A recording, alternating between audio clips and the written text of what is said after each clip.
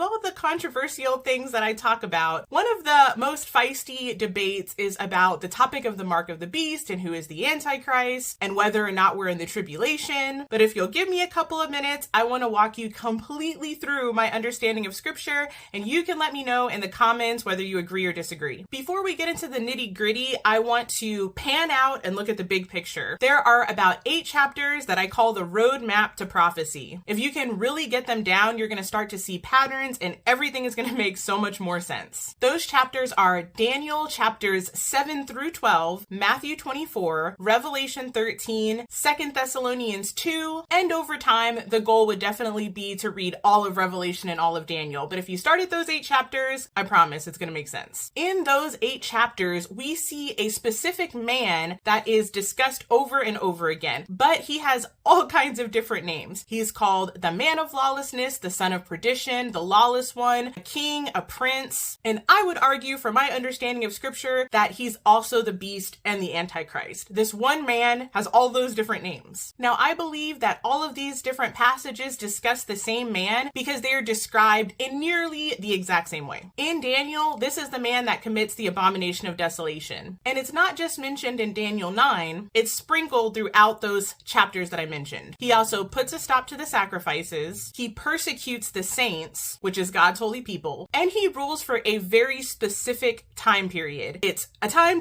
and half a time, which is 3.5 years or 42 months, which we also see in the book of Revelation. Daniel 12 also looks so much like Matthew 24, and Jesus in Matthew 24 tells us to look at Daniel to understand the abomination of desolation. And we see that 3.5 year time period again when the time of great distress is being described. This man that is described again and again also has a very demonic quality. It's very clear that he proclaims that he's God, that he sets up idols, that he causes other people to worship him, and that he is surrounded by demonic signs, wonders, and miracles. In these chapters, we even see that this figure is actually going to try to do battle with Jesus himself. But we see in Daniel that he is thrown into the fire. We see the same thing in Revelation chapter 19. And we even get a glimpse of that in 2 Thessalonians 2, because it talks about how Jesus is going to put an end to this lawless one with the blazing power of his coming and with the breath of his mouth. So these descriptions are way too specific to be random and willy-nilly. There's not going to be a ton of people throughout history that battle Jesus Christ specifically face to face and that commit the abomination of desolation. Now, the part where people run into trouble is the fact that the term Antichrist is not specifically used in the book of Revelation to describe this man. But as I mentioned before, that's okay because he has a ton of different names. If you ever want to have fun, try to look up all the names for Jesus, all the names for Satan. For some reason, the Bible likes to give people a lot of names and titles. But if you think about it, the term Antichrist makes sense because it has a double meaning. It can mean against, it can also mean in place of. And if you look at what the Antichrist does, he does both. It says that he speaks blasphemies against the Most High God, and it says that he sits in the temple and says that he is God and demands worship in order to replace God. So the term Antichrist is fitting, whether or not Revelation uses that specific phrase. Now, the last and the biggest controversy is the term beast. Now, admittedly, it is kind of complicated because whether we realize it or not, sometimes biblical symbols are kind of fluid, meaning that they are used for more than one thing. So we have to be really paying attention, we have to look at context,